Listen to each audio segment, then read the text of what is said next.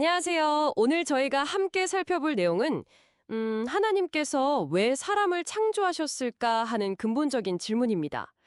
보내주신 성경 연구 자료와 또 여러 교사들의 해석을 바탕으로 좀 깊이 들어가 보려고 합니다. 네, 반갑습니다.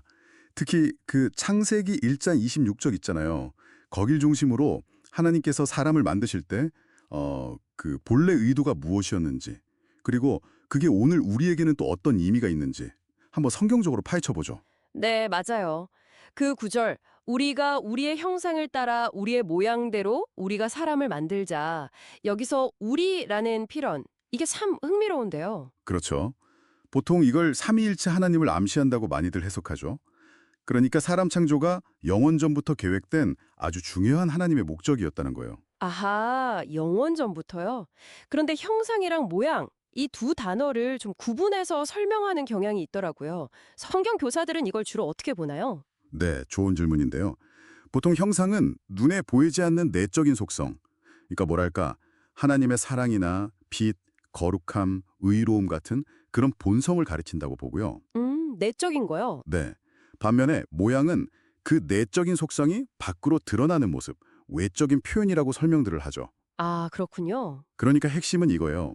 사람은 안으로는 하나님을 담고 그분의 속성을 이렇게 품고 밖으로는 그분을 표현하도록 아주 특별하게 창조되었다는 거죠. 와, 특별하게요? 네. 다른 피조물들은 그냥 종류대로 만들어졌다고 성경에 나오잖아요.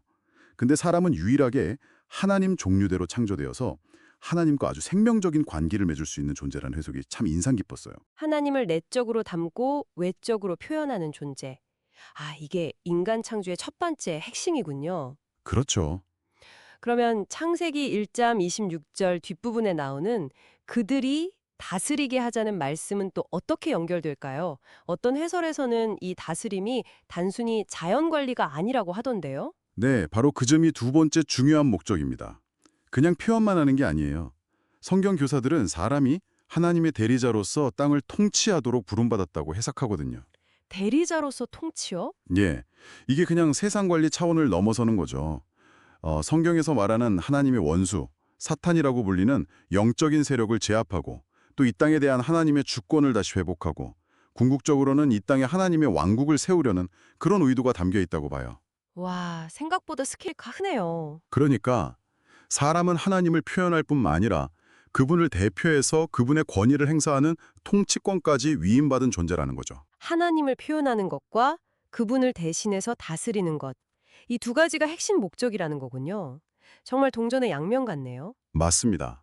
그런데 여러 자료에서 공통적으로 지적하는 게 첫사람 아담 안에서는 이 목적이 좀 실패했다는 거잖아요. 네, 안타깝게도 그렇죠. 그럼 이 위대한 목적은 이제 어떻게 이루어질 수 있나요? 자료들을 보면 다들 예수 그리스도를 가리키는 것 같아요. 정확합니다.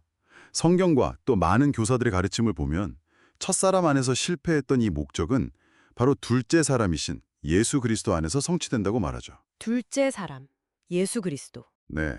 그리스도께서 보이지 않는 하나님의 완전한 형상이시고 사람들이 그분을 믿고 영접하면 하나님의 신성한 생명을 얻게 된다는 거예요. 그리고 그 생명으로 말미암아 내적으로 변화되어서 점점 그리스도의 형상을 닮아간다고 하죠. 이게 정말 중요한 메시지예요. 아, 개인의 변화가 그렇게 일어나는군요. 그렇다면 교회는 여기서 어떤 역할을 하는 건가요? 교회에 대해서도 강조하는 내용이 많던데요. 그냥 신자들이 모이는 장소, 그 이상인 거죠? 네, 아주 중요한 포인트입니다. 성경에서 말하는 교회는 건물이 아니잖아요.